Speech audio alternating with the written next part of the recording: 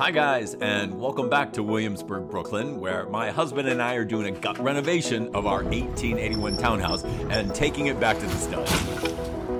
Last time we finished up our demolition phase by taking our 4-story chimney down to the ground and talked with our general contractor about how we'll be heating and cooling the house. And we went over what we spent on the demolition phase, as well as what we're planning to spend on the Mitsubishi HVAC system. On this episode, we're diving into the exterior design that we're planning for our house and take a look at the gorgeous LA home that was the inspiration for our cladding choices and reveal how we're planning to recreate that super expensive look at less than a fifth of the cost.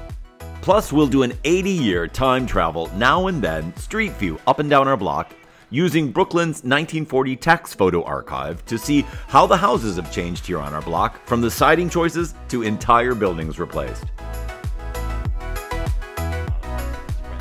This reno is going to be a long journey and he loves making these videos. So there's going to be lots more. Please like and subscribe and hit that bell icon so you get notified when a new video is up. Right? Let's go. Okay.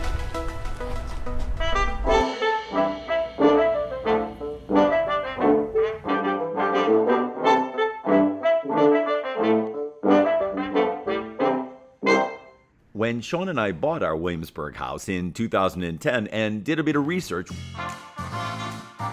we discovered the oldest existing photo of our house taken from the 1940 Brooklyn tax records.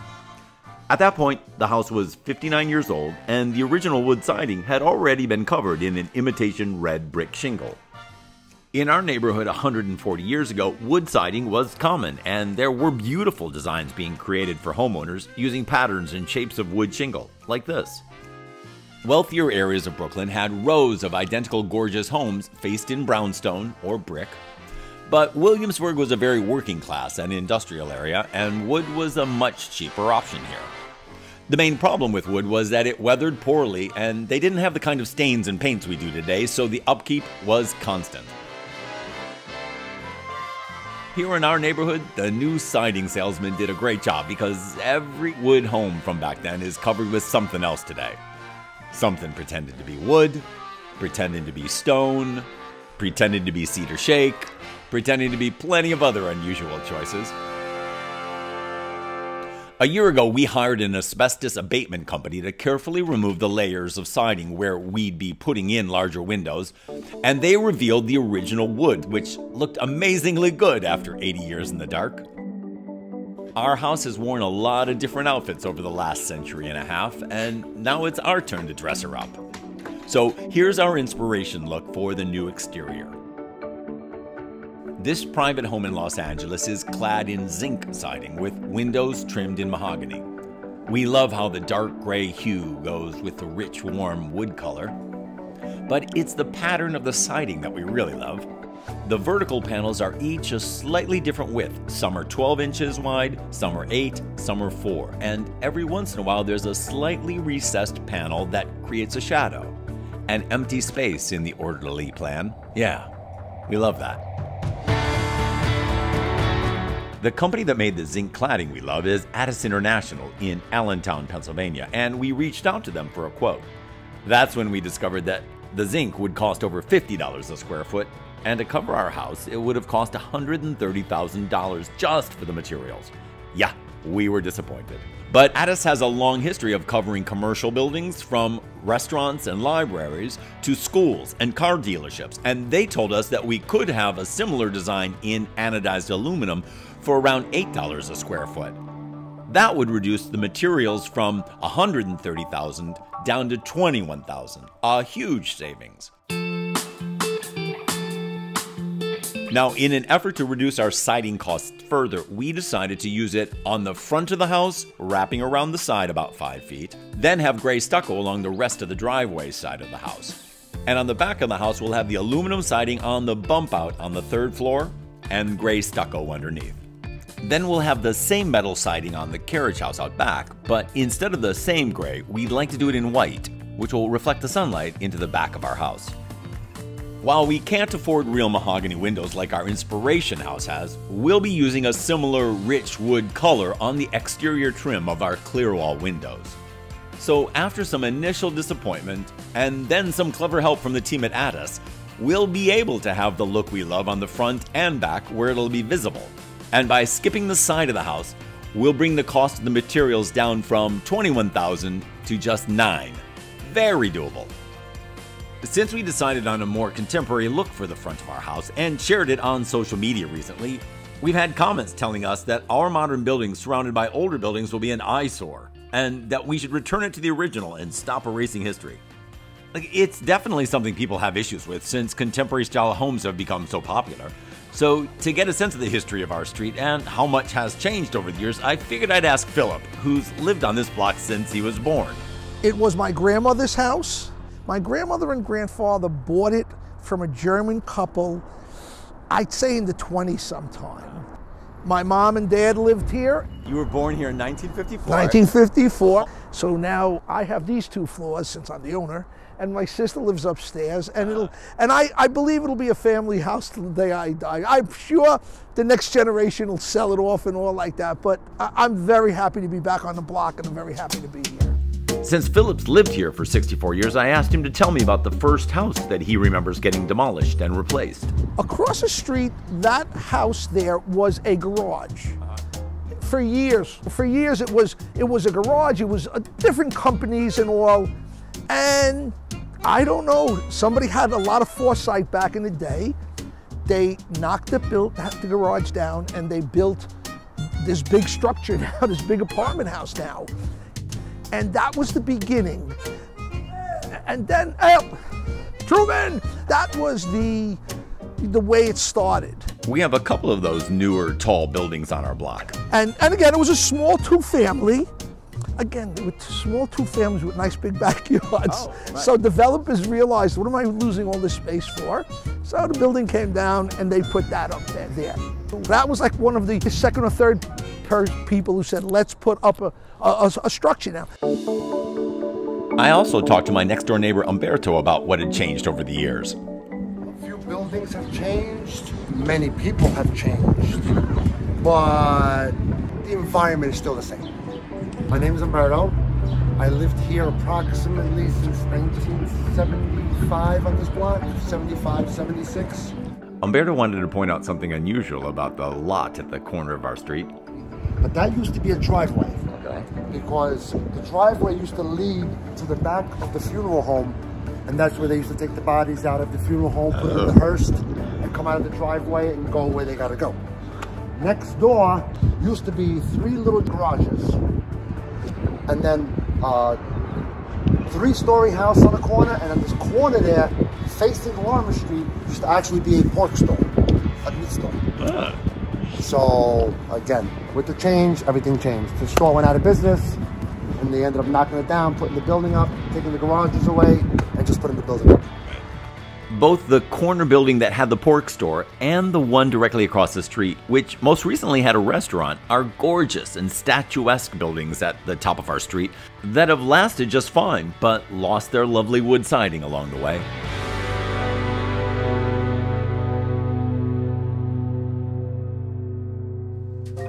So these were 2 small 2-family houses again. They were owned by the Scotti family, which was a doctor in the neighborhood. Okay. And he decided, okay, I'm going to sell off, and he sold it as a block. So those buildings went.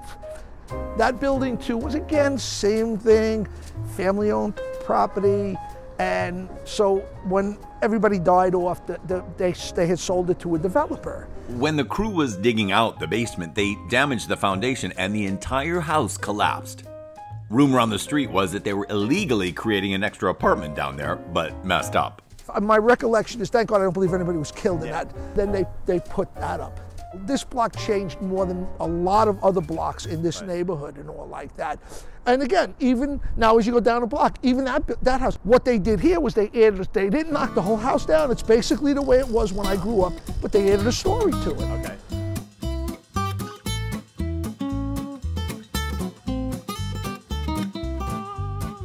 This was always a garage. This was Angelo's radiator shop back in the day when I was a kid. And you know, it just stayed that way for years and years and years. Now, you know, now we have motorcycle fixing guys. So these guys, which are a great addition to the blocks. The Brown house has always been like that. They've always, you know, basically looks the same. They've done, you know, renovations inside, but the outside is basically the same way.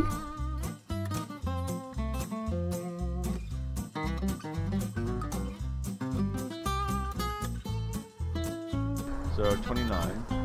Yes, well, I don't remember quite that, but I remember, yes, that's the way it was one garage, was one.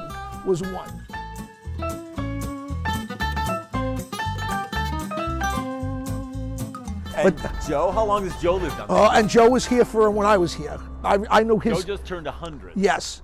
Happy birthday!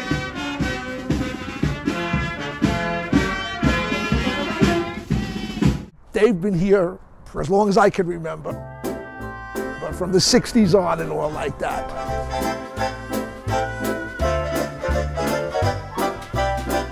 As the 60s and 70s rolled around, aluminum siding became the thing to do. It was, you know, not the cheap way, but it was a way to make your house look a lot nicer than what it was, and, you know, everybody tried to modernize it a little bit.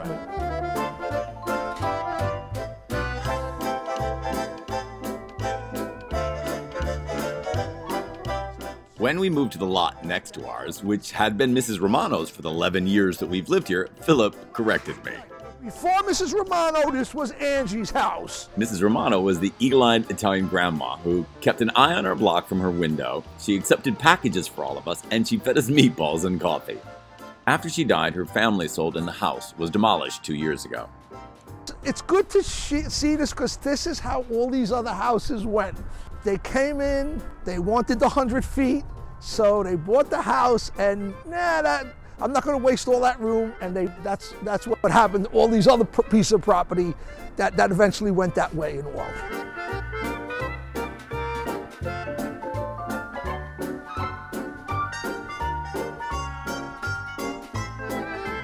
Now let's go to 24. Okay. They did a lot of upgrades. They have like solar panels on their roof and all, but they basically left the front of the house the way it was and all like that. And if you had a garage, most of them were businesses. Most of these were business people. It wasn't for your car or anything, you know. I played on these streets. There were cars, but there was a lot of empty spots in the streets as we went down and all like that.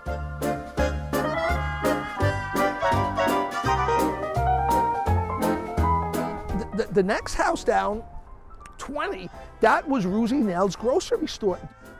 We all shopped there. Back in the 60s, yes, there were supermarkets. There was like a Bohack, and there was a Key Food. But a lot of people bought a lot of their products right from the neighborhood stores, and she was that type of store. You walked in there, you got your macaroni in her, you got your cold cuts in there, you got your bread in there. And that's how almost every block had one. Back in those days, you'd walk into the store and you'd say, Ruzy Nell, I'm taking a loaf of bread. And Ruzy Nell would say, okay, Philip. And she'd mark it down on a little pad.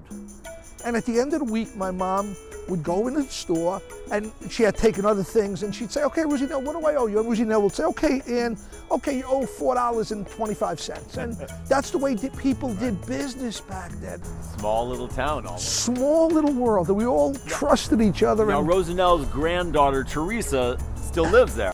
We love Teresa and see her watching out of her window all the time since she's right across the street. So, of course, when I found this photo of Teresa's house in the 1940 tax hive, I immediately showed it to her. I think in 1930 my grandmother bought this house because my mother was born in this house. I was born upstairs, 1945. My grandmother lived here. My mother and father lived upstairs. And which was your bedroom? In the back. But when I looked at the photo of the building next door, taken just moments later, I noticed a woman who'd suddenly appeared in front of that store. Oh my God, that's my grandmother. That's my grandmother. That's her? Yeah. They called her Ruzy Nell, but in English it's Rose. Those have always been like big apartment buildings on this block. Those were always the biggest buildings on the block for years, for years. Oh, and notice there was a second little grocery on our block, just 3 doors down from Teresa's grandma. The house next to yours, the house has not changed that much other than some siding and stuff like that. But that house is basically the way it was, you know, when I grew up and all.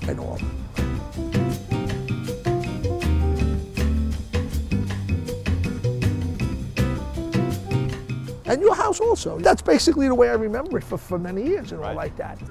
We're putting up ours, and it's not going to be an old wood shingle. It's going to be more of a contemporary look. Oh, is it? Okay. All right. Yeah, so it'll be like aluminum sidings, but with a nice. Well, they've also made nicer products today too, and all like that. Yeah. Now, what do you remember about the bakery? Well, it used to have a sign on it that said bakery, and my mom did say that that's what it was. It was an Italian bakery. They made bread and all back in the day. But I remember when again, this is like the 60s, it was a Chinese laundry. Back in 2011, the old bakery caught fire in the middle of the night and burned like crazy. We're just 3 houses down and stood on the sidewalk terrified. No one knew at the time, but it seems the owner was actually living inside and had become a hoarder. You couldn't even walk through the building. It was really packed with stuff, cardboard and all flammable stuff. And when I feel bad, the building next door, he took a brunt of the damage. The house next door caught fire and it was destroyed. It sat empty for years, and then 2 years ago, this condo building went up, and we really like how it looks.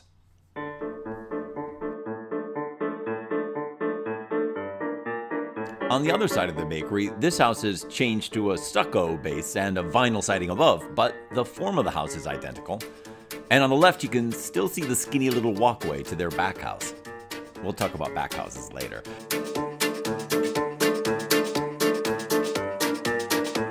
Now, this was the first building that we saw built on the block 10 years ago. And while I don't really like the design or the 4 different colors of brick they used, we like the new families who live there.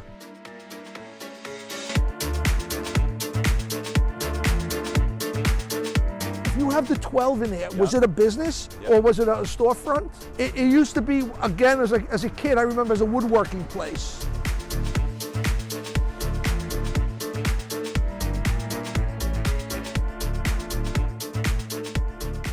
The big garage, they were like a trucking company.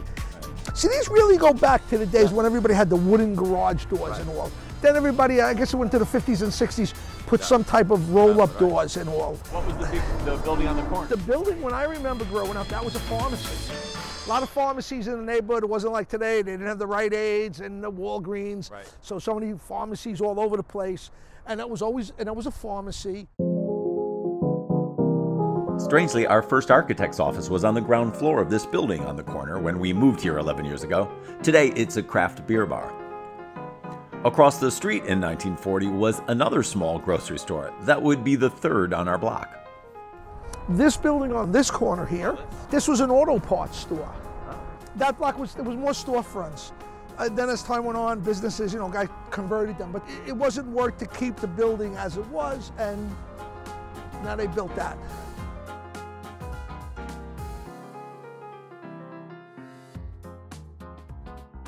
And then you got to remember something. Back then, people weren't making enormous rents, and they were just looking to keep their house up and all like that. So to do a big renovation on a house, that was a big job to do a whole house. So people didn't really look to do that unless it was 100% necessary. Right. How long are you going to stay on this block, Philip? Till I die. No, I'm here because I don't have to tell you. You get people call you up. Oh, 26. You're looking to sell you. And I tell them now, this is the building I'll be in until because people do say to me too a lot of times, oh man, why don't you move to Florida? And I just like it here. I like this neighborhood. I love Brooklyn and all. I like being here. And that's what I like about this block. When we moved from Manhattan, we lived in a 14th-story apartment building, and we knew just the people that were on our little floor, basically. But here, we've come here, and it's just been so delicious to meet all of our neighbors. But I said that before, and that's why when I was like 7, 8 years old, my mother didn't care that I came out and ran up and down the block because everyone watched out for each other. And it was just, it was a family like. It was more like a family than anything else at all. So I love it, and just keep up doing what we're doing. We're doing it, man. We're about 5 months away from the exterior siding going up on our house and our first look at how it fits in with the other buildings on our street. But after going back in time to see how our block has changed over the last 80 years, we're even more confident in our design. It may have a contemporary inspiration and modern materials, but the strong bones and silhouette of our 1881 house will remain firmly in place on our street. Next time, our crew's gonna strip back all of our floors so we can begin to level them, since all of our floors sag. Then they'll be leveling the original 1881 staircase. It's gonna be good.